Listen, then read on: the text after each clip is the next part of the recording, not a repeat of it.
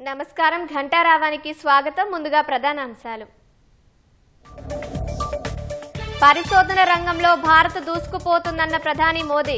ప్రపంచంలో ఏదైనా సాధించే సత్తా కలిగి ఉన్నామని ఉద్ఘాటన. రేపటి నుంచి పార్లమెంటు శీతాకాల సమావేశాలు. అన్ని పార్టీలు సహకరించాలని అఖిలపక్షానికి ప్రభుత్వం పిలుపు.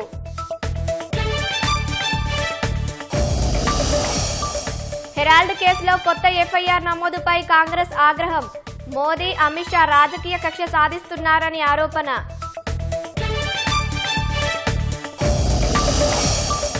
కొన్ని గంటల్లో తీవ్ర వాయుగుండంగా దిత్వా. ఆంధ్రప్రదేశ్లోని పలు ప్రాంతాల్లో భారీ వర్షాలు పడే అవకాశం.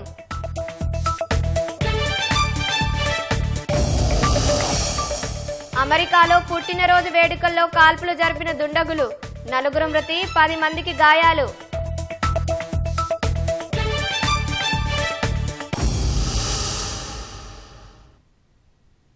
పరిశోధన రంగంలో భారత్ దూసుకుపోతుందని ప్రధానమంత్రి నరేంద్ర మోదీ అన్నారు. ప్రపంచంలో ఏదైనా సాధించే సత్తా భారత్ కలిగి ఉందని తెలిపారు. మన్ కీ బాత్ 128వ ఎపిసోడ్లో భాగంగా ప్రసంగించిన ప్రధాని ఫుడ్ ప్రాసెసింగ్లో కొందరు గ్రామీణ రైతులు అద్భుతాలు చేస్తున్నారని చెప్పారు. తేనె ఉత్పత్తి, విక్రయం, ఎగుమతుల్లో రికార్డులు సృష్టిస్తున్నారని వెల్లడించారు. ఇటీవల హర్యానాలో కురుక్షేత్రలో జరిగిన గీతా మహోత్సవ్ తనను ఎంతగానో ఆకర్షించిందని ప్రధాని తెలిపారు. యూరప్, మధ్య ఆసియాలోనూ గీతా పఠనం చేస్తున్న వారి సంఖ్య క్రమంగా పెరుగుతోందని చెప్పారు. దక్షిణ భారత రైళ్లు చేస్తున్న సేంద్రియ వ్యవసాయం బాగుందని ప్రధాని కొనియాడారు. సేంద్రియ సాగులోనూ నాణ్యమైన పంట దిగుబడి సాధిస్తున్నారని ప్రశంసించారు. कुछ दिनों पहले मैं नेचुरल फार्मिंग के एक विशाल सम्मेलन में हिस्सा लेने कोयम्बटूर गया था। दक्षिण भारत में नेचुरल फार्मिंग को लेकर हो रहे प्रयासों को देखकर मैं बहुत प्रभावित हुआ। हाईली क्वालिफाइड प्रोफेशनल अब नेचुरल फार्मिंग फील्ड को अपना रहे हैं। मैंने वहां किसानों से बात की, उनसे अनुभव जाने। नेचुरल फार्मिंग भारत की प्राचीन परंपराओं का हिस्सा रही है और हम सभी का कर्तव्य है कि धरती मां की रक्षा के लिए इसे निरंतर बढ़ावा दें। विश्व की सबसे पुरानी भाषा और विश्व के सबसे प्राचीन शहरों में से एक शहर, इन दोनों का संगम हमेशा अद्भुत होता है। मैं बात कर रहा हूं काशी तमिल संगमम की। 2 दिसंबर से काशी के नमो घाट पर चौथा काशी तमिल संगमम शुरू हो रहा है। इस बार के काशी तमिल संगमम की थीम बहुत ही रोचक है। लर्न तमिल, तमिल कर कलम। काशी तमिल संगमम उन सभी लोगों के लिए एक महत्वपूर्ण मंच बन गया है जिन्हें तमिल भाषा से लगाव है। నేషనల్ హెరాల్డ్ కేసులో కాంగ్రెస్ అగ్రనాయకురాలు సోనియా గాంధీ, రాహుల్ గాంధీలపై ఢిల్లీ పోలీసులు ఎఫ్ఐఆర్ నమోదు చేశారు. ఈడీ ఫిర్యాదు మేరకు ఢిల్లీ పోలీసు శాఖకు చెందిన ఆర్థిక నేరాల విభాగం అక్టోబర్ 3న సోనియా, రాహుల్ సహా పలువురిపై ఎఫ్ఐఆర్ నమోదు చేసినట్లు తెలిసింది. నేషనల్ హెరాల్డ్ కేసులో మనీ లాండరింగ్ జరిగినట్లు ఆరోపించిన ఈడీ నిందితులు వ్యక్తిగత ప్రయోజనాల కోసం తమ పదవులు దుర్వినియోగం చేశారని ఫిర్యాదులో పేర్కొంది. ఈ మేరకు ఢిల్లీ పోలీసులు సోనియా, రాహుల్ సహా పలువురిపై మోసం, నేరపూరిత కుట్ర సహా పలు సెక్షన్ల కింద కేసు నమోదు చేశారు. మనీ లాండరింగ్ నిరోధక చట్టంలోని అధికారాలను ఉపయోగించి ఈడీ ఎఫ్ఐఆర్ నమోదు చేయించినట్లు తెలిసింది. అటు నేషనల్ హెరాల్డ్ కేసులో ఈడీ దాఖలు చేసిన ఛార్జిషీటును పరిగణలోకి తీసుకునే విషయంపై ఢిల్లీ కోర్టు తన నిర్ణయాన్ని వచ్చే నెల 16కు వాయిదా వేసింది. నేషనల్ హెరాల్డ్ పత్రికను ప్రచురిస్తున్న అసోసియేటెడ్ జర్నలిస్ట్ లిమిటెడ్ ఏజైఎల్కు చెందిన సుమారు 2,000 రూపాయల కోట్ల విలువ చేసే ఆస్తుల్ని నిందితులు తమ హస్తగతం చేసుకున్నారని ఈడీ ఆరోపిస్తుంది. అమెరికాలో కాల్పులు కలకలం రేపాయి. కాలిఫోర్నియాలోని స్టాక్టన్లో ఓ దుండగుడు జరిపిన కాల్పుల్లో 4 మృతి చెందారు, మరో 10 మంది గాయపడ్డారు. క్షతగాత్రుల్లో చిన్నారులు కూడా ఉన్నట్టు తెలిసింది. స్టాక్టన్లోని హోటల్లో ఓ చిన్నారి పుట్టినరోజు వేడుకలు జరుగుతుండగా పార్టీ హాల్లోకి చొరబడి దుండగుడు విచక్షణారహితంగా కాల్పులు జరిపాడని ప్రత్యక్ష సాక్షులు తెలిపారు. కాల్పుల సమాచారం అందుకున్న పోలీసులు హుటాహుటిన ఘటనా స్థలికి చేరుకుని క్షతగాత్రులను ఆసుపత్రికి తరలించారు. నిందితుడు ఉద్దేశపూర్వకంగానే కాల్పులకు పాల్పడి ఉంటాడని పోలీసులు అనుమానిస్తున్నారు. ప్రస్తుతం దుండగుడి కోసం గాలిస్తున్నారు.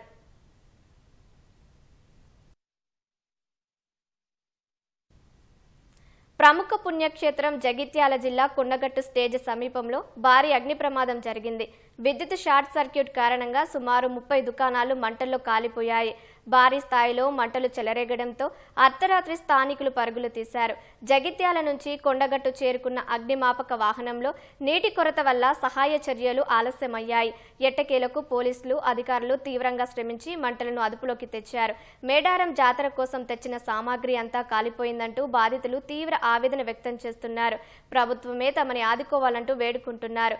మరోవైపు కొండగట్టు స్టేజ్ సమీపంలో అగ్ని ప్రమాదంపై బండి సంజయ్ ఆరా తీశారు. జిల్లా కలెక్టర్తో ఫోన్లో మాట్లాడారు. సమాచారం తెలిసిన వెంటనే ఫైర్ సిబ్బంది వెళ్లారని తెలిపిన కలెక్టర్ బాధితులకు అండగా ఉండాలని కలెక్టర్కు సూచించిన కేంద్ర మంత్రి ఇలాంటి ఘటనలు పునరావృతం కాకుండా చర్యలు తీసుకోవాలని సూచించారు. కొండగట్టు మేము బతికొచ్చినాం సార్. మేము మా పరిస్థితికి ఇంత ఘోరంగా అయింది. ఒక్క దుకాణం లేకుండా అన్ని దుకాణాలు కాలి. మేము ప్రతి ఒక్కరు వేరే ఊరు నుంచి వచ్చిన వాళ్ళమే. ఇక్కడలో ఎవ్వరం కాదు సార్. కానీ ఒక్కొక్కరు లక్షల సామాన్ పెట్టుకొని ఉన్నారు. నిన్ననే తెచ్చుకున్నారు. కొందరు అయితే మొన్న 3 రోజుల కింద తెచ్చుకున్న పరిస్థితి కట్టుబట్టలతో కూడా ఉన్నారు. స్కూల్లో కాలేజీలో పేపర్లు కూడా కాలినాయి సార్. మళ్ళీ పరిస్థితి ఏంటిది? ఏ వస్తువు లేకుండా బతికినాం సార్. కాలి బట్టల మీదనే బయటనే ఉన్నాం సార్. ఏది లేకుండా ఉన్నాం సార్. మా పరిస్థితికి ఇది వచ్చింది. మేము ఏం చేయమంటారు? అదేంది మంటలు కాలినప్పుడు ఫోన్ చేస్తే ఫైర్ ఇంజిన్ కి ఫోన్ చేస్తే అది వస్తున్నాం అని అన్నారు. రాలేదు. 3-4 గంటలకి వచ్చిర్రు సార్. ఇంకేం అది ఫైర్ ఇంజిన్ వస్తే ఇంత పరిస్థితి ఉండకపోవు సార్. 10-20 లక్షల సామాన్ దాకా దగ్గర మొత్తం పోయినాయి. ఏదున్నా ప్రభుత్వం మీరు ఆదుకోవాలని కోరుకుంటున్నాము. మా దగ్గర కట్టుబట్టలతో ఉన్నవి ఏం లేవు. మా దగ్గర జీరో మొత్తం ఏం లేకుండా వేసుకున్న బట్టలు తప్ప వేరే ఏం లేదు. ఏం లేకుండా అయిపోయింది మా పరిస్థితి. మొత్తం రోడ్డు మీదకి వచ్చినాం. ఒక 10-15 లక్షల దాకా పోయింది జీవనోపాధి కోసం. సమ్మక్క సారక్క దయ వల్ల ఉన్నామని సామాన్ తెచ్చుకున్నామని కప్పు సప్పులు తెచ్చుకుంటే సమ్మక్క సారక్క అని సామాన్ బాగా తెచ్చిపెట్టుకున్నాం. కరెంటు వలన సాటిచ్చి 15-16 దుకాన్లు కాలినాయి. ఫైర్ ఇంజన్ అందక ఒక 5-6 దుకాణాలే కాలుతుండే. అవి అందక మా దుకాణం ఇక్కడ మొత్తం కాలున్నాయి. అందు గురించి మాకు అందుకోవాలి, ప్రభుత్వం అందుకోవాలి. ఇప్పుడు మేము కట్టుబాట్లతోటే ఉన్నాం. మాకు ఏం లేదు తిందామంటే దీని చేసుకొని బతుకుడు. సార్ మీరు సాయం చేయాలి గవర్నమెంట్. ఇప్పుడు ఏం లేదు, ఇది బొమ్మలు అమ్ముకొని తినుకుంటే బతుకుడే, వేరే పని ఏం లేదు సార్. మాకు మీరే చూసుకోవాలి. 15 లక్షలు 20 లక్షల దాకా నష్టం అయిపోయింది. తెలంగాణ రైజింగ్ గ్లోబల్ సమ్మిట్ పై నేడు ముఖ్యమంత్రి రేవంత్ రెడ్డి కీలక సమావేశం నిర్వహించనున్నారు. సాయంత్రం 4 గంటలకు సచివాలయంలో జరిగే సమావేశానికి మంత్రులు, ఉన్నతాధికారులు హాజరు కానున్నారు. వివిధ అంశాలపై కొన్ని రోజులుగా ముఖ్యమంత్రి వరుస సమీక్షలు నిర్వహిస్తూ సూచనలు ఇస్తున్నారు. ఇవాళ కీలక అంశాలపై చర్చించి తుది రూపుపై దిశానిర్దేశం చేయనున్నారు. రేపటి నుంచి ముఖ్యమంత్రి జిల్లాల పర్యటనకు వెళ్లనున్నారు. తెలంగాణ రైజింగ్ గ్లోబల్ సమ్మిట్ పై ఫ్యూచర్ సిటీలో ఘనంగా ఏర్పాట్లు సాగుతున్నాయి. వివిధ దేశాల నుంచి 3000 మంది రానున్న ఆ సదస్సు కోసం సుమారు 100 ఎకరాల్లో ఏర్పాట్లు చేస్తున్నారు. 3 హెలిప్యాడ్లు, 3 హెలికాప్టర్లు సిద్ధం చేస్తున్నారు. డిసెంబర్ 4-5న రిహార్సల్ నిర్వహించనున్నారు. డిసెంబర్ 8-9న సమ్మిట్ తర్వాత 2 రోజుల పాటు ప్రజల సందర్శన కోసం స్టాళ్లు అందుబాటులో ఉంచేలా ప్రణాళిక సిద్ధం చేస్తున్నారు. భారత ఫ్యూచర్ సిటీ వేదికగా గిన్నిస్ బుక్ రికార్డు కోసం ప్రభుత్వం సన్నాహాలు చేస్తుంది. తెలంగాణ రైజింగ్ గ్లోబల్ సమ్మిట్ ముగింపు సందర్భంగా భారీ డ్రోన్ షోతో ప్రపంచ రికార్డుకు సర్కారు కసరత్తు చేస్తుంది. డిసెంబర్ 9న 3000 డ్రోన్లతో ఆకాశంలో Telangana is rising, come join rise ఆంగ్ల వాక్యం ప్రదర్శించనున్నారు.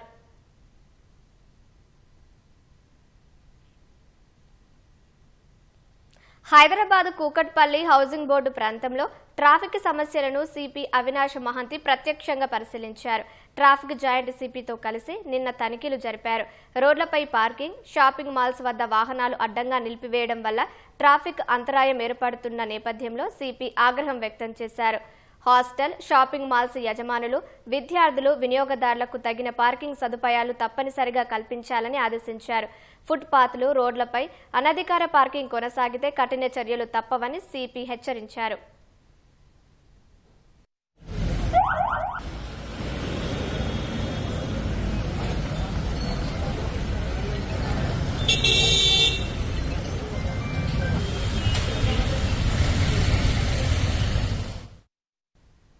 ఎన్నికల కోడ్ కారణంగా రాష్ట్రంలో ఇందిరమ్మ చీరల పంపిణీకి ప్రభుత్వం నిలిపివేసింది. 1 కోటి మంది మహిళలకు కోటి చీరలు పంపిణీ చేయాలని లక్ష్యంగా పెట్టుకున్న ప్రభుత్వం మొదటి నెల 19 నుంచి డిసెంబర్ 9 వరకు గ్రామాల్లో పంపిణీ చేసేలా ప్రణాళిక చేసింది. ఈ నెల 25వ తేదీ సాయంత్రం వరకు గ్రామీణ ప్రాంతాల్లో సుమారు 44 లక్షలు పంపిణీ చేశారు. అదే రోజు సాయంత్రం పంచాయతీ ఎన్నికల కోడ్ అమల్లోకి రావడంతో చీరల పంపిణీ ఆపేసినట్లు అధికారులు తెలిపారు. గ్రామాల్లో సుమారు మరో 11 లక్షల చీరలు ఇవ్వాల్సి ఉంది. పంచాయతీ ఎన్నికలు ముగిసిన తర్వాత అర్హులైన మహిళలందరికీ చీరలు పంపిణీ చేయనున్నట్లు సర్ఫ్ సీఈఓ దివ్య తెలిపారు. చీరల పంపిణీతో గ్రామాల్లో సుమారు 2 లక్షల మంది కొత్తగా స్వయం సహాయక సంఘాల్లో చేరారు. నగరాలు, పట్టణాల్లో మార్చి 1 నుంచి 8వ తేదీ వరకు సుమారు 35 లక్షల మందికి చీరలు పంపిణీ చేసేలా ప్రభుత్వం ప్రణాళిక చేసింది.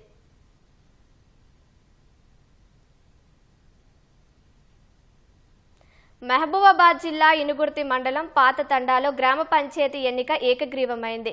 గత ప్రభుత్వం పాలనలో గ్రామంలో ఎలాంటి అభివృద్ధి జరగకపోవడంతో గ్రామస్తులంతా ఏకతాటిపై ఉండి ఇస్లావత్ నరేష్ను సర్పంచ్గా ఎన్నుకున్నారు. గ్రామ అభివృద్ధి కోసం కృషి చేస్తానని, తనపై ఉన్న నమ్మకాన్ని వమ్ము చేయనని ఇస్లావత్ నరేష్ తెలిపారు. అనంతరం పాత తండా గ్రామస్తులంతా రంగులు చల్లుకుంటూ సంబరాలు చేసుకున్నారు.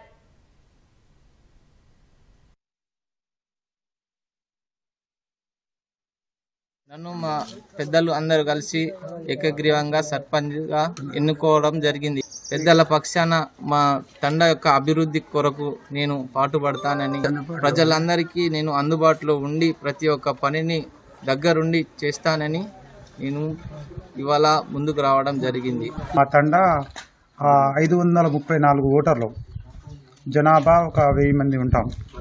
చిన్న చిన్న పనులు జరగలేము పోయినసారి.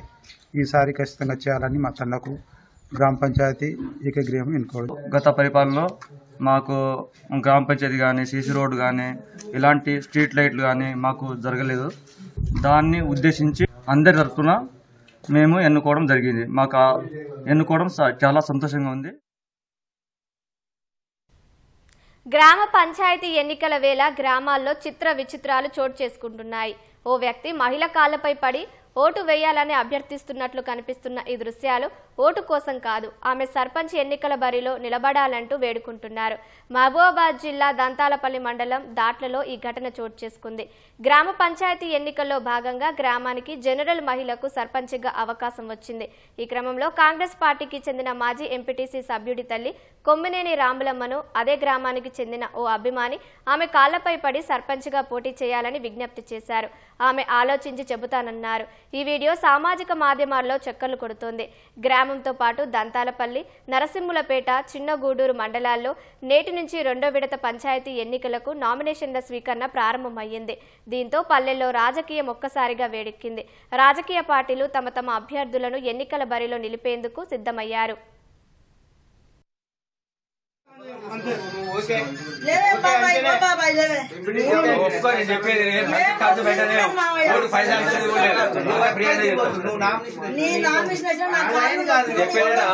ఓట్లకు పైసలు కూడా అవసరం లేదు.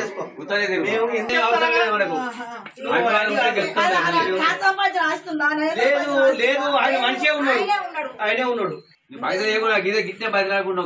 అమ్మా నిన్నేం ఆగం కావాలని మేము కోరుకోవమ్మా, అర్థమైందా? మా సాధ్యమైనంత మేము కూడా పోరాడతాం.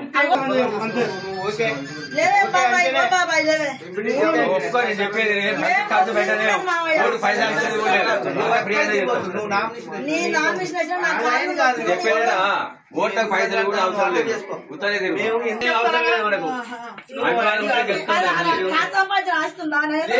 లేదు ఆయన మంచిగా ఉన్నాడు, ఆయనే ఉన్నాడు. అమ్మా నిన్నేం ఆగం కావాలని మేము కోరుకోవమ్మా, అర్థమైందా? మా సాధ్యమైనంత మేము కూడా పోరాడతాం. నైరుతి బంగాళాఖాతం శ్రీలంక తీరంలో దిత్వా తుపాను ప్రభావం కొనసాగుతుంది. ప్రస్తుతానికి పుదుచ్చేరికి దక్షిణ ఆగ్నేయంగా 130 కిలోమీటర్ల దూరంలో కేంద్రీకృతం అయినట్లు వాతావరణ శాఖ అధికారులు చెబుతున్నారు. ఇవాళ తీవ్ర వాయుగుండంగా కొనసాగే అవకాశం ఉందని తెలిపారు. ఏపీలోని పలు జిల్లాలకు భారీ నుంచి అత్యంత భారీ వర్ష సూచన చేస్తూనే 3 జిల్లాలకు రెడ్ అలర్ట్ జారీ చేశారు. నైరుతి బంగాళాఖాతంలో దిత్వా తుపాను కొనసాగుతున్న నేపథ్యంలో నెల్లూరు, చిత్తూరు, తిరుపతి జిల్లాలకు వాతావరణ విభాగం రెడ్ అలర్ట్ ఇచ్చింది. పుదుచ్చేరికి దక్షిణ ఆగ్నేయంగా 130 కిలోమీటర్ల దూరంలో, దక్షిణంగా చెన్నైకి 220 కిలోమీటర్ల దూరంలో తుపాను కేంద్రీకృతమై ఉంది. గడిచిన 6 గంటల్లో 7 కిలోమీటర్ల వేగంతో ప్రయాణిస్తుంది. ఇది ఉత్తర వాయవ్య దిశగా కదులుతూ ఉత్తర తమిళనాడు, పుదుచ్చేరి, దక్షిణ కోస్తా తీరాలకు చేరువగా రానుందని ఐఎండీ పేర్కొంది. తుపాను ఉత్తర వాయవ్య దిశగా కదిలే క్రమంలో ఇవాళ తమిళనాడు, పుదుచ్చేరి తీరానికి 60 కిలోమీటర్లు, సాయంత్రానికి 25 కిలోమీటర్లు సమీపానికి రానుంది.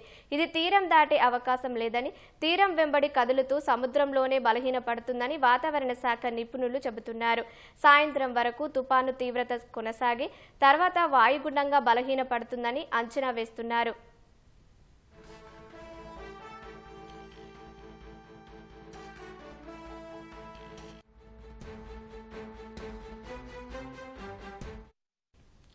తుపాను ప్రభావంతో రాబోయే 3 రోజులు ఏపీలోని పలు ప్రాంతాల్లో విస్తారంగా వర్షాలు కురిసే అవకాశం ఉందని అమరావతి వాతావరణ కేంద్రం పేర్కొంది. ఇవాళ నెల్లూరు, చిత్తూరు, తిరుపతి జిల్లాల్లో భారీ నుంచి అత్యంత భారీ వర్షాలు, ప్రకాశం, అన్నమయ్య, కడప జిల్లాల్లో భారీ నుంచి అతి భారీ వర్షాలు, అనంతపురం, శ్రీ సత్యసాయి, కర్నూలు, నంద్యాల, పల్నాడు, బాపట్ల, గుంటూరు జిల్లాల్లో భారీ వర్షాలు కురిసే అవకాశం ఉందని తెలిపింది. సోమవారం ప్రకాశం, నెల్లూరు జిల్లాల్లో భారీ నుంచి అతి భారీ వర్షాలు, అంబేద్కర్ కోనసీమ, తూర్పు గోదావరి, పశ్చిమ గోదావరి, ఏలూరు, ఎన్టీఆర్, కృష్ణా, గుంటూరు, పల్నాడు, బాపట్ల, తిరుపతి, అన్నమయ్య, వైఎస్ఆర్ కడప జిల్లాలో భారీ వర్షాలు కురవచ్చని పేర్కొంది. మంగళవారం బాపట్ల, ప్రకాశం, నెల్లూరు జిల్లాల్లో భారీ వర్షాలు కురుస్తాయని అంచనా వేస్తోంది. మిగిలిన ప్రాంతాల్లో తేలికపాటి నుంచి ఓ మోస్తారు వర్షాలు పడొచ్చని, తీరం వెంబడి గరిష్టంగా గంటకు 80 కిలోమీటర్ల వేగంతో ఈదురుగాలులు వీయొచ్చని పేర్కొంది.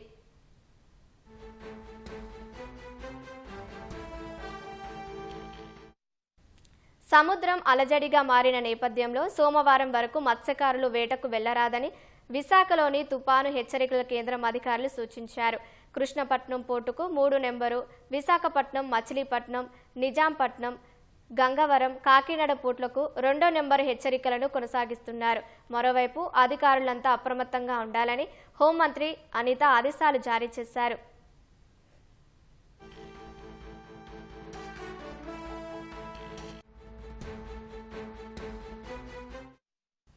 దిత్వా ప్రభావంతో దక్షిణ కోస్తా, రాయలసీమ జిల్లాల్లో భారీ వర్షాలు కురుస్తున్నాయి. కోస్తా తీరం వెంబడి గంటకు 45 నుంచి 65 కిలోమీటర్ల వేగంతో ఈదురుగాలు వీస్తున్నాయి. నెల్లూరు, తిరుపతి జిల్లాల ప్రజలు అప్రమత్తంగా ఉండాలని అధికారులు హెచ్చరికలు జారీ చేశారు. సహాయ చర్యల కోసం నెల్లూరు, కడపలో ఎన్డీఆర్ఎఫ్ బృందాలు ఏర్పాటు చేశారు. వెంకటగిరిలో 3 ఎస్డీఆర్ఎఫ్ బృందాలను విపత్తు నిర్వహణ శాఖ మోహరించింది. అదనంగా మరో 3 బృందాలు సిద్ధం చేసినట్లు విపత్తు నిర్వహణ శాఖ వెల్లడించింది.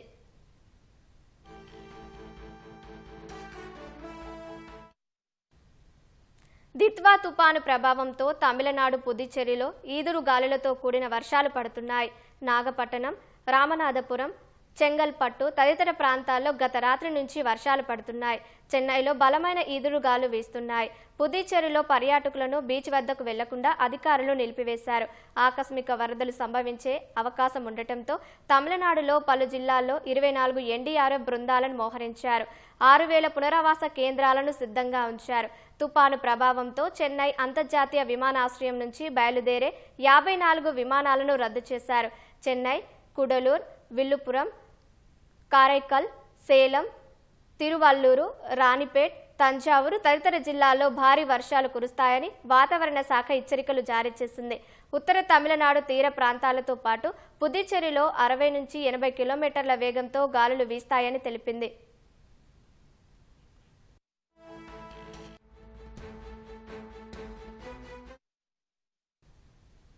దిత్వా తుపాను కారణంగా శ్రీలంక అస్తవ్యస్తమైంది. ఆకస్మిక వరదలు, కొండ చర్యలు విరిగిపడటంతో ఇప్పటి వరకు 150 మంది మృతి చెందగా మరో 191 మంది గల్లంతైనట్లు అక్కడి అధికారులు వెల్లడించారు.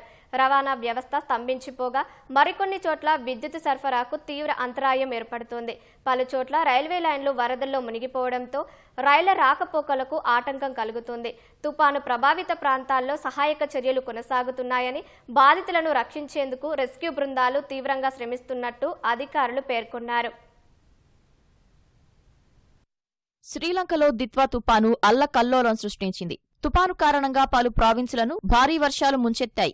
అనేక ప్రాంతాల్లో ఆకస్మిక వరదలు, కొండచర్యలు విరిగిపడి భారీగా ఆస్తి నష్టంతో పాటు ప్రాణ నష్టం జరిగింది. కొన్ని చోట్ల రవాణా వ్యవస్థ స్తంభించిపోగా మరికొన్ని చోట్ల విద్యుత్ సరఫరాకు తీవ్ర అంతరాయం ఏర్పడుతోంది.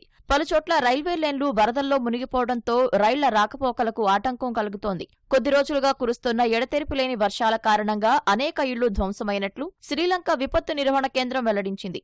భారీ వరదల నేపథ్యంలో శ్రీలంక అంతటా అత్యవసర పరిస్థితిని ఆ దేశ అధ్యక్షుడు అనురకుమార దిశనాయకే ప్రకటించారు. సహాయక చర్యలను వేగవంతం చేసినట్లు వెల్లడించారు. వరదల్లో చిక్కుకున్న వారిని రక్షించేందుకు ఆర్మీ, రెస్క్యూ సిబ్బంది తీవ్రంగా శ్రమిస్తున్నట్లు అధికారులు తెలిపారు. సుమారు 27,000 బాధిత కుటుంబాలను సురక్షిత ప్రాంతాలకు తరలించినట్లు చెప్పారు.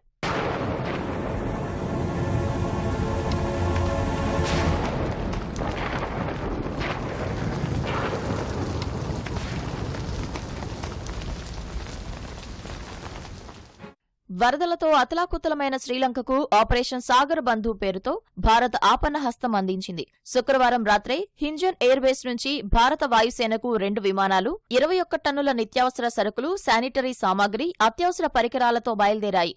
శనివారం తెల్లవారుజామున కొలంబోలోని ఎయిర్పోర్ట్లో ఇవి ల్యాండ్ అయ్యాయి. భారత రాయబార కార్యాలయం, శ్రీలంక వైమానిక దళం అధికారులకు వీటిని అప్పగించారు. అంతేకాకుండా వరద ప్రభావిత ప్రాంతాల్లో సహాయ చర్యలు చేపట్టేందుకు 80 మంది ఎన్డీఆర్ఎఫ్ సిబ్బందిని శ్రీలంకకు భారత్ తరలించింది.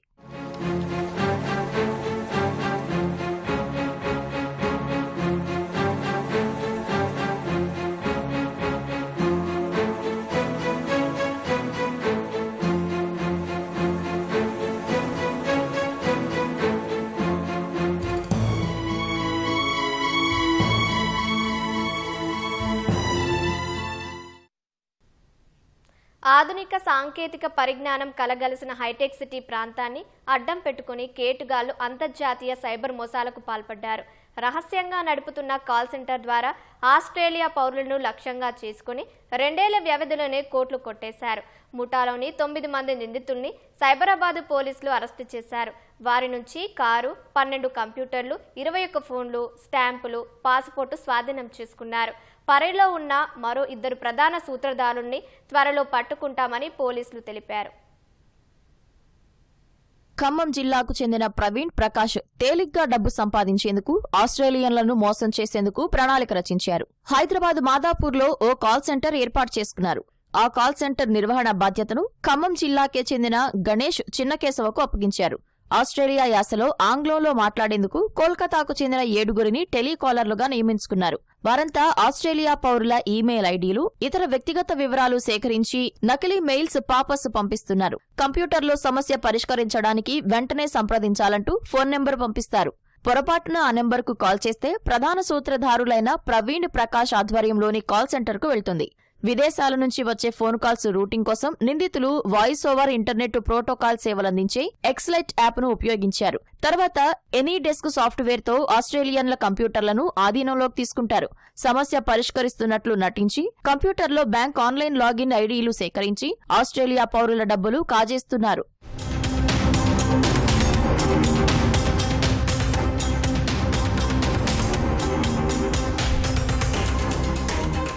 ఆస్ట్రేలియన్ల బ్యాంకు ఖాతాల్లోని డబ్బు కొట్టేసిన తర్వాత ఆ మొత్తం బదిలీకి భారతీయ విద్యార్థుల బ్యాంకు ఖాతాలు ఉపయోగిస్తున్నారు. ముందుగా ఆ సొమ్మును ఆస్ట్రేలియాలోని భారతీయ విద్యార్థుల ఖాతాకు బదిలీ చేస్తారు.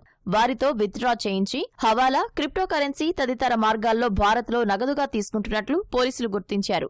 విదేశాల్లో భారతీయ విద్యార్థులు చదువు పూర్తయి తిరిగి వచ్చేటప్పుడు ఆయా దేశాల్లో తెరిచిన బ్యాంకు ఖాతాల్ని స్థానిక ఏజెంట్లకు వివిధ లావాదేవీల కోసం కమిషన్ల కింద ఇస్తారు. ఆ విధంగా వచ్చిన విద్యార్థుల ఖాతాలని నిందితులు సేకరించారని పోలీసులు గుర్తించారు. 2 ఏళ్లలో దాదాపు 10 కోట్ల మేర నగదు కాజేసినట్లు తెలుస్తోంది. కొట్టేసిన డబ్బుతో ప్రవీణ్ ప్రకాష్ భారీగా ఆస్తులు, కార్లు కూడగట్టినట్లు పోలీసులు గుర్తించారు.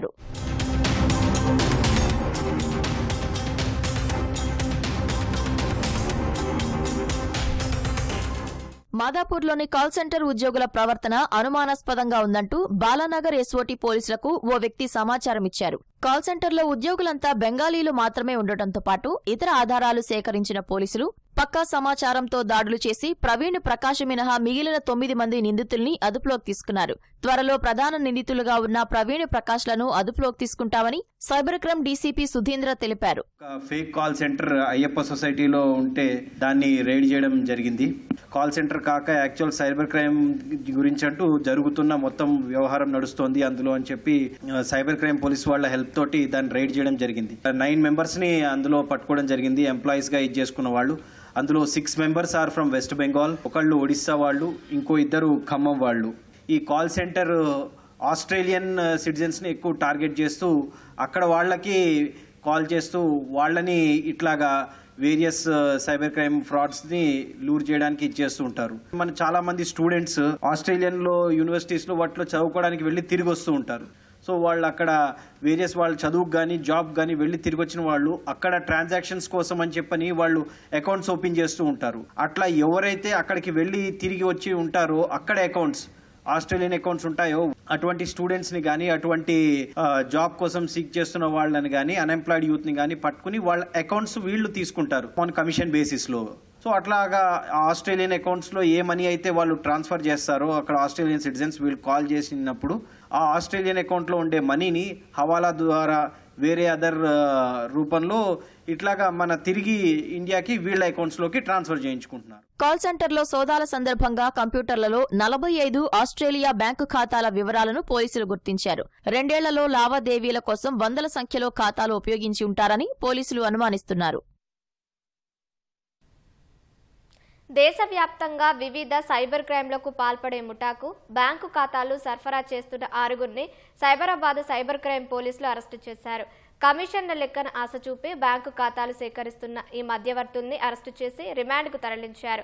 షేర్లింగంపల్లికి చెందిన వైద్యుడి స్టాక్ మార్కెట్ వ్యూహాల గురించి చెబుతామని గుర్తు తెలియని వ్యక్తులు వాట్సాప్ గ్రూపులో చేర్చారు. లాభాల ఆశ చూపించి వైద్యుడితో రసెల్స్ ఇన్వెస్ట్మెంట్స్ వెబ్సైట్లో పేరు రిజిస్టర్ చేయించి దశల వారీగా ₹1,09,00,000 కొట్టేశారు. బాధితుడు ఫిర్యాదు చేయడంతో కేసు నమోదైంది. బాధితుడు డబ్బు పంపిన బ్యాంకు ఖాతాల ఆధారంగా దర్యాప్తు చేయగా నిందితులంతా చిక్కారని డీసీపీ సుధీంద్ర వెల్లడించారు. శ్రీనివాస్, గణేష్ అని చెప్పి నవీన్ అని 3గురిని పట్టుకోవడం జరిగింది. ఏపీకి సంబంధించిన వాళ్ళు ఇక్కడ ఎస్ఆర్ నగర్ లో ఉంటే వాళ్ళని పట్టుకుంటే వాళ్ళు ఈ వేరియస్ అకౌంట్ ఓపెన్ చేయడంలో రోల్ మెయిన్ గా ఉంటుంది, వాళ్ళ పాత్ర ఉంటుంది. వేరియస్ అందరినీ పట్టుకుని ఎవరైతే చెప్పడం జరిగిందో ఈ అన్ఎంప్లాయిడ్ యూత్ గానీ లేబర్ గానీ వాళ్ళని ప్రతి వెండర్స్ గానీ వాళ్ళని పట్టుకుని అకౌంట్ ఓపెన్ చేయించి ఆ అకౌంట్స్ ని రాజేష్ అనే పర్సన్ కి ట్రాన్స్ఫర్ చేస్తూ ఉంటారు. ఆ రాజేష్ ఒక 2% కమిషన్ తీసుకుని అతను ఇంకొక 2కి ట్రాన్స్ఫర్ చేస్తాడు. ఈ సుధీర్, మొహమ్మద్ అష్రఫ్ అని చెప్పి. ఈ సుధీర్ ఇంటర్న్ ఇంకొక పర్సన్ కి ట్రాన్స్ఫర్ చేస్తాడు 5% కమిషన్ లో. అష్రఫ్ అలాగే ఇంకొక పర్సన్ కి ట్రాన్స్ఫర్ చేస్తాడు. సో ఇట్లాగా ఈ 3 లేయర్స్ లో ఇలాగా అకౌంట్స్ ట్రాన్స్ఫర్ ఉంటాయన్నమాట. ఈ అష్రఫ్ వాళ్ళు పైకి పంపిస్తూ ఉంటారు. అది ఇంకా ఫర్దర్ ఇన్వెస్టిగేషన్ లో తేలాల్సింది ఉంది. కమిషన్ బేసిస్ లో ఇదంతా నడుస్తోంది. ఇవన్నీ కూడా సైబర్ క్రైమ్ కే వాడుతున్నట్టు క్లియర్ గా ఇదైంది. వాళ్ళు కూడా ఒప్పుకున్నారు. ఎందుకంటే ఈ అకౌంట్స్ లో కూడా కొన్ని చూస్తే మా కేసెస్ లింక్ అవడం జరిగింది. దాని ద్వారా ఇది బయటపడింది. ఒక 3 కేసెస్ మావి ఇందులో డిటెక్ట్ అవడం జరిగింది. ఎన్సీఆర్పీ లో రిజిస్టర్ అయ్యి మా దగ్గర సైబర్ క్రైమ్ పిఎస్ లో అయినా ఒక 3 కేసెస్ డిటెక్ట్ అయ్యాయి. అందులో ఒకటి 1 crore ట్రేడింగ్ ఫ్రాడ్ దే ఒకటి కేసు డిటెక్ట్ అవడం జరిగింది. 1 crore లాస్ అయింది అది. సో ఆ రకంగా ఈ 6 మెంబర్స్ ని పట్టుకున్నాం. వీళ్ళ దగ్గర నుంచి 7 mobile phones, 3 check books, 11 SIM card seize చేయడం జరిగింది. వీళ్ళ మొబైల్ స్కాన్ చేయగా ఇంకొక 60 అకౌంట్స్ ఏవో కొన్ని బయటపడ్డాయి వీళ్ళు యూజ్ చేస్తున్నవి. అవి చూస్తే ఇంకా 400 కేసెస్ ఆఫ్ ఎన్సీఆర్పీలో అవి డిటెక్ట్ అవడం జరిగింది. అంటే వాటితో లింక్ ఉన్నట్టు. ఆ లింక్ ఏంటి అన్నది ఫర్దర్ మేము ఇన్వెస్టిగేషన్ లో వెరిఫై చేస్తాము. ఇంకో 400 కేసెస్ ఉన్నట్టు తెలుస్తోంది. సో ఈ రకంగా వీళ్ళు ఇంకా ఈ సైబర్ క్రైమ్ వాటిలో వాటిల్లో వేరియస్ కేసెస్ లో ఇన్వాల్వ్ ఉన్నట్టు తెలుస్తోంది. అవి ఫర్దర్ ఇన్వెస్టిగేషన్ లో ఇంకా వీళ్ళ మొబైల్ స్కాన్ చేసి వీళ్ళ దగ్గర ఉన్న డేటా అంతా తీసుకుని ఫర్దర్ డీటెయిల్ గా ఇన్వెస్టిగేట్ చేయడం జరుగుతుంది. అకౌంట్ ఇంకొకరికి అమ్ముకోవడం గానీ అవి గానీ చేస్తే ఖచ్చితంగా అది నేరమే. అలాగే సిమ్ కార్డ్స్ తీసుకుని వేరే మీ పేరు మీద తీసుకుని ఇంకొకళ్ళకి ఇవ్వడం, వేరే వాళ్ళు వినియోగం చేయడం అవన్నీ కూడా ఖచ్చితంగా తప్పే అవుతాయి. ఈగల్ పోలీసులు ఢిల్లీ క్రైమ్ బ్రాంచ్తో కలిసి నిర్వహించిన ఆపరేషన్లో అంతర్జాతీయ మాదక ద్రవ్యాల సరఫరా హవాలా రాకెట్ను ఛేదించారు. ఢిల్లీ కేంద్రంగా దందా కొనసాగిస్తున్న సుమారు 50 మందికి పైగా నైజీరియన్లను ఆ ఆపరేషన్లో అరెస్టు చేశారు. ఈ భారీ ఆపరేషన్కు ఈగల్ డైరెక్టర్ సందీప్ శాండిల్య కీలక పాత్ర పోషించారు. డ్రగ్స్ దందాపై 15 రోజుల పాటు ఢిల్లీలో నిఘా పెట్టి నిందితులను గుర్తించామంటున్న ఈగల్ డైరెక్టర్ సందీప్ శాండిల్యతో మా ప్రతినిధి రమేష్ ముఖాముఖి. డ్రగ్స్ రహిత రాష్ట్రంగా తెలంగాణ రాష్ట్రాన్ని తీర్చిదిద్దడానికి ఈగల్ పోలీసులు ప్రత్యేకంగా చర్యలు చేపట్టిన సంగతి తెలిసింది. అయితే ఈ చర్యగా ముందుగా ఈగల్ టీం సంబంధించి కూడా భారీ ఆపరేషన్ నిర్వహించడం జరిగింది. ఇటు ఢిల్లీ పోలీసుల సహకారంతో దాదాపు 50 మంది నైజీరియన్లను అయితే పోలీసులు అయితే అరెస్ట్ చేయడం జరిగింది. అసలు ఈ ఆపరేషన్కి సంబంధించి మనతో మాట్లాడడానికి eagle force director Sandeep sandal గారు ఉన్నారు. వారిని అడిగి మరిన్ని తెలుసుకుందాం. సార్ నమస్కారం సార్. నమస్తే అండి. సార్ ఢిల్లీలకు సంబంధించి భారీ ఆపరేషన్ నిర్వహించడం జరిగింది. అసలు ఆపరేషన్కి సంబంధించి మొత్తం ఎంతమంది నైజీరియన్ ముఠా ఉన్నారో ఆ నైజీరియన్ సంబంధించి మన రాష్ట్రానికి ఏ విధంగా డ్రగ్స్ ను ఇక్కడ తరలిస్తున్నట్లు మీరు గుర్తించడం జరిగింది sir? So Delhi operations lo we have identified almost 20 locations and houses in Delhi, and after the raid anyway before that we had done the recce and oka illu dantlo 10-15 atla mandi untunarandi. So this operation maybe we would have checked almost more than 100 Nigerians. Out of that we along with Delhi police identified some 30 Nigerians who had to be deported, and 10 Nigerians were already involved in cases, so they were not reported, so they have been released by the Delhi police.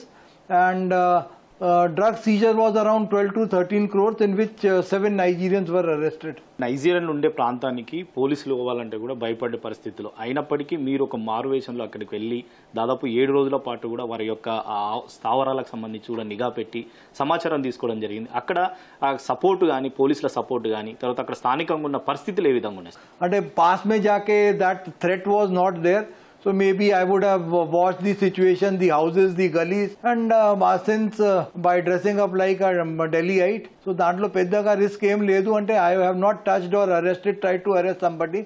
Before that, additional advanced recce teams had already been to that area, so I was not really exposed to any risk or threat. So it was a part of the job. If you are sending some 130 people from Eagle Force, we need to have ground situation.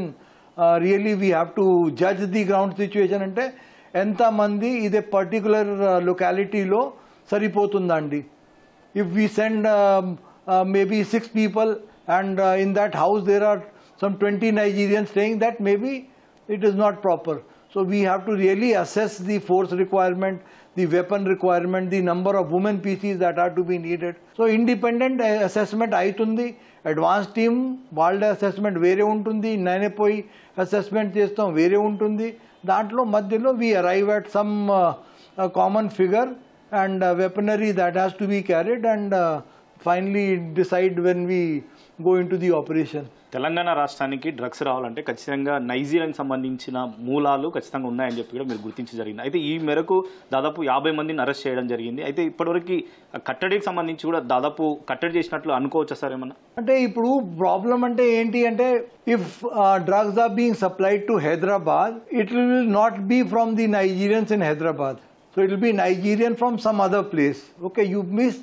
One must understand this. And if the drugs are supplied in Delhi or some other place, maybe then there will be some foreigners who are working from Hyderabad. So they always maintain this kind of some kind of operational I don't know acumen or whatever they use. If Hyderabad lo drug supply cheste ante there will be some foreigners who are staying in Goa or some foreigners who are staying in Bangalore. So Hyderabad వాళ్ళకు తక్కువ ఇస్తారండి.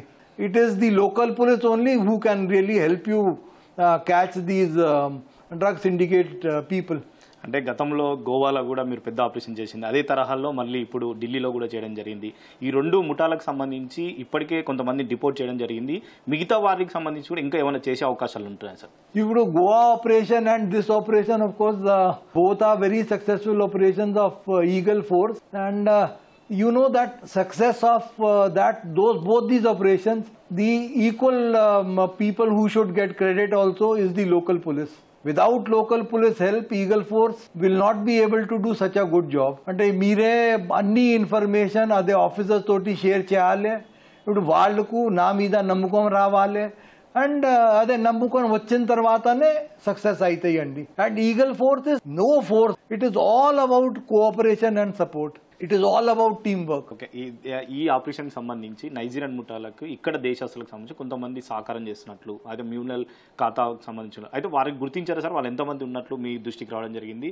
ఎన్ని అకౌంట్లలో ఇప్పటివరకు seize చేయడం జరిగింది? So if you really want to see, means if you want to really arrest, you have to arrest. In this particular case, I think the number of people would be around 2,000 to consumers are there. But then we have to, అంటే వేరే case ఉంటాయి, వేరే పనిలో పోవాలి, వేరే ఇన్ఫర్మేషన్లో వెళ్ళాలి, various మళ్ళీ cases కట్టాలి. అంటే I think now we are going to wind up the investigation in this case, move to new cases. Because we have really spent some 2 months of real hard work, and I don't know how much money we would have really spent on this case. But we have never been found wanting कि हमारे को जितना भी funds का जरूरत मिला, so whatever we asked at short notice also, funds and all equipment, we are really very well placed. And I am not boasting कि हम Telangana Eagle Force, we would have the best technical department, almost one of the best technical departments in all over India. ఈ ముఠాలకు సంబంధించి హైదరాబాద్ కానీ ఇతర ప్రాంతాలకు drugs courier ద్వారా మళ్ళించినట్టు తెలుస్తుంది. అలాంటి కొరియర్ సంస్థలకు మీరు ఏమన్నా హెచ్చరికలు జారీ చేసే అవకాశం ఉంది? అంటే ఇలాంటి డ్రగ్స్ ఉందని గుర్తించడానికి మీరు ఏమైనా సలహాలు ఏమైనా ఇస్తారా సార్? अरे आप हम सोचेगा ना, इतना बड़ा ऑपरेशन किया, धीरे धीरे भी कर सकता था, ऐसा एक बार क्यों किया? तो हमारा उद्देश्य क्या है कि that powers that be, they should get to know this, that this is the courier services have to be regulated. ఇప్పుడు ఇదే జరుగుతుంది. So everybody and every officer of the police force, every statesman of various governments in India, they should get to know and see how it is happening. ఇప్పుడు వాళ్ళకు గుర్తికు వస్తే అంటే they will definitely evolve some regulation strategies for the courier services, for the aggregators, for Rapido. So वो एक ऐसा message, I am happy that what you say is the success of this operation. అంటే ఎట్లా జరుగుతుంది ఇది, how the Nigerian drug cartels are spoiling the youth of India. ఎట్లా అవుతుంది, how Flipkart parcels లో they are putting drugs and again sending it to courier services, how money is coming to the mule accounts, how it is going back to Nigeria. That modus operandi we have been able to show, we along with the other state police have been able to show. So then slowly the systems will improve, and hopefully maybe in another 6-7 months until we will have a more robust kind of a checking and a regulatory mechanism in place. ఈ type అంటే ఈ కేసుకు సంబంధించి మన తెలంగాణకు సంబంధించిన కేసులో ఎంతమందిని డిపోర్ట్ చేసే అవకాశం ఉంది, ఎంతమందిని ఇక్కడికి తీసుకొచ్చే అవకాశం ఉంది? ఇప్పుడు నైజీరియన్స్ కు అరెస్ట్ చేస్తే, వాళ్ళ మీద కేసు పెడితే అంటే they will stay in India for 6-7 years. They will come out on bail and again they will start selling drugs or doing some this kind of nefarious activity. So there is no purpose served by arresting these Nigerians. Ipudu, in all the cases they were not opening the doors immediately. So maybe they are flushing the drugs or these kind of things. It is good for us. Let them flush the drugs. We only deport them. We should not put cases on them. And it is becoming counterproductive. And 10 సంవత్సరం వాళ్ళే ఇక్కడ ఉండి they will do all sorts of things and again get involved in cases. Again 6 years they will stay in India. Why? We should really send them back. We should not have them retain them in India. We should, if they are trying to dispose of 2 kgs of drugs also, we should let them do it. There's no point in having them here in India for 6 years. అంటే ఈ కేసులకు సంబంధించి అంటే drugs సంబంధించి ఇటు యువత కానీ తర్వాత వాళ్ళ తల్లిదండ్రులు కానీ యూనివర్సిటీలకు సంబంధించిన కాలేజీ సిబ్బంది కానీ మీ ఈగల్ టీం నుంచి ఎలాంటి అవగాహన కానీ ఎలాంటి హెచ్చరికలు కానీ జారీ చేసే అవకాశం? So we should really have sympathy towards them. So I don't know, because of bad friendship or some kind of enticement, they would have started taking drugs, and we really want to reform them. We want to rehabilitate them, and would like to love to see them. Ipudu some 3-4 people we have been able to rehabilitate them back into the society. So you say only 3-4 అంటే ఖచ్చితంగా తెలిసింది అంటే 3-4 అంటే పద్ధతి మార్చుకున్నారా అండి, and మంచి పద్ధతిలో ఉంటున్నారు ఇప్పుడు, అదే సంతోషం ఉంటుంది. So catching this Nigerians drug cartel, that is the small thing. But ఒక ఇండియన్ ఒక యూత్కు కరెక్ట్ పాత్లో తీసుకొచ్చిందంటే అది success. So this is absolutely no success. అంటే if you are able to protect the youth of India, if you are able to bring back a youth of India back into the mainstream. అంటే దానికంటే ఎక్కువ సంతోషం, ఎక్కువ success, దానికంటే ఎక్కువ ఏం లేదండి. డ్రగ్ రహిత్ Telangana. We are not saying that we will catch this, we are saying that we will make the society, the youth, the colleges, the schools of Telangana so strong that they will themselves say no వద్దు అండి, I don't want drugs, I don't do this. Sir, ఇది మొత్తం మీద తెలంగాణ రాష్ట్రానికి సంబంధించి కూడా drugs రహిత రాష్ట్రంగా తీర్చిదిద్దేందుకు ఈగల్ పోలీసులు ప్రత్యేకంగా చర్యలు అయితే చెప్పడం జరిగింది. గతంలో గోవా ఆపరేషన్ కానీ తర్వాత మరొక ఇటు ఢిల్లీ ఆపరేషన్ సంబంధించి కూడా విజయవంతం చేసి తర్వాత ముఠాలకు సంబంధించిన వారి వద్ద నుంచి భారీగా డ్రగ్స్తో పాటు తర్వాత మ్యూనల్ అకౌంట్ల లావాదేవీలపై కూడా గుర్తించడం జరిగింది. రాబోయే రోజుల్లో ఇలాంటి ముఠాలు ఇంకా ఎవరైనా ఉన్నట్టయితే ఖచ్చితంగా ఆపరేషన్ నిర్వహించి వారిని కూడా కఠినంగా చర్యలు తీసుకునేందుకు కూడా సిద్ధంగా ఉందని చెప్పి కూడా ఈగల్ ఫోర్స్ అయితే చెప్తున్న పరిస్థితి. వీడియో జర్నలిస్ట్ రమేష్తో రమేష్, ఈటీవీ, హైదరాబాద్. ప్రేమించిన వ్యక్తిని తండ్రి సోదరుడు హత్య చేయగా ఆ యువతి తన ప్రియుడి మృతదేహాన్ని పెళ్లి చేసుకున్న ఘటన మహారాష్ట్రలో చోటు చేసుకుంది. తమ కుమార్తె వేరే కులం వ్యక్తిని ప్రేమించిందని, ఈ విషయం బయటకు తెలిస్తే పరువు పోతుందని తండ్రి సోదరులు ప్రియుని ప్రాణాలు తీయగా ప్రాణం పోయిన అతనే తన భర్త అంటూ ఆ యువతి అతడి మృతదేహాన్ని వివాహం చేసుకుంది. ఈ ఘటన మహారాష్ట్ర నాందేడ్లోని జూనాగంజ్ ప్రాంతంలో ఆలస్యంగా వెలుగు చూసింది. జూనాగంజ్ ప్రాంతానికి చెందిన సక్షం టేట్, ఆమ్చల్ మామిడివార్ ప్రేమించుకున్నారు. ఇటీవల ఆమ్చల్ కుటుంబానికి ప్రేమ వ్యవహారం తెలిసింది. ఇరువురి కులాలు వేర్వేరు అని, తన సోదరితో మాట్లాడవద్దని ఆమ్చల్ సోదరుడు సక్షం టేట్ను హెచ్చరించారు. తర్వాత అతడిని హత్య చేయాలని నిర్ణయించుకున్నారు. గురువారం ఆమ్చల్ తండ్రి గజానన్, సోదరులు సాహిల్, హిమేష్ తమ ఇద్దరు స్నేహితులతో కలిసి సక్షం టేట్ను హత్య చేశారు. అయితే ప్రియుడిని చంపి తన తండ్రి సోదరులు గెలిచామని భావిస్తున్నారని, చనిపోయినా బతికున్న అతడే తన భర్త అని పేర్కొన్న ఆమ్చల్ సక్షం టేట్ మృతదేహాన్ని వివాహమాడింది. ఇక నుంచి అతని ఇల్లే తన ఇల్లని, అక్కడే ఉంటానని తెలిపింది.